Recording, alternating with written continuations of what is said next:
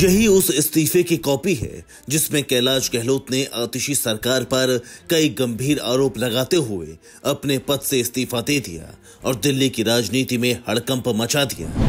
लेकिन आम आदमी पार्टी ने इसे बीजेपी की साजिश बताया है। संजय सिंह का दावा है कि कैलाश गहलोत पर बीजेपी सरकार ने ईडी सीबीआई का इतना दबाव बना दिया था कि उन्हें मजबूरन इस्तीफा देना पड़ा। संजय सिंह का तो यहां तक आरोप है कि बीजेपी ज्वाइन करते ही कैलाश गहलोत को पाक साफ घोषित कर दिया जाएगा।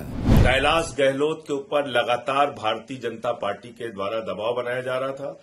ईडी सीबीआई के छापे मारे जा रहे थे। ईडी के दफ्तर में पूछताछ करने के लिए बुलाया जा रहा था। इनकम टैक्स के छापे उनके घर पे मारे जा रहे थे। और ये भारतीय जनता पार्टी की खूबसूरती है नरेंद्र मोदी जी की कि जब वो किसी के ऊपर ईडी का छापा मरवाते हैं, इनकम टैक्स का छापा मरवाते हैं, ईडी के दफ्तर में पूछताछ के लिए बुलाते हैं, तो जोर जोर से प्रेस कॉन्फ्रेंस करते हैं, चिल्लाते हैं, कहते हैं ये तो कैलाश गहलोत पे ये भ्रष्टाचार है, वो भ्रष्टाचार है। और जैसे ही वो बीजेपी में शामिल हो जाते हैं तो सारे आरोपों से बरी हो जाते हैं। मोदी वॉशिंग पाउडर से उनको धुल दिया जाता है। कैलाश गहलोत आतिशी सरकार में परिवहन मंत्री थे। उनके खिलाफ भ्रष्टाचार को लेकर जांच चल रही थी। उन्होंने ऐसे समय इस्तीफा दिया है जब दिल्ली में चुनाव करीब है और आम आदमी पार्टी फिर से सत्ता में वापसी का दम भर रही है।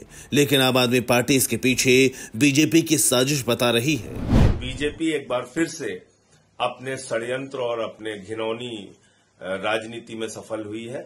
मैं समझता हूं कि कैलाश गहलोत के ऊपर बहुत दबाव था ईडी, इनकम टैक्स और तमाम तरीके का, और उसके कारण से ये फैसला उनके द्वारा लिया गया है। लेकिन उन्होंने भ्रष्टाचार का आरोप लगाया है, यमुना सफाई के लिए की बात की है, शीश महल। अब वो ऐसी बातें कर नहीं सकते क्योंकि वो 5 साल तक सरकार का हिस्सा रहे हैं।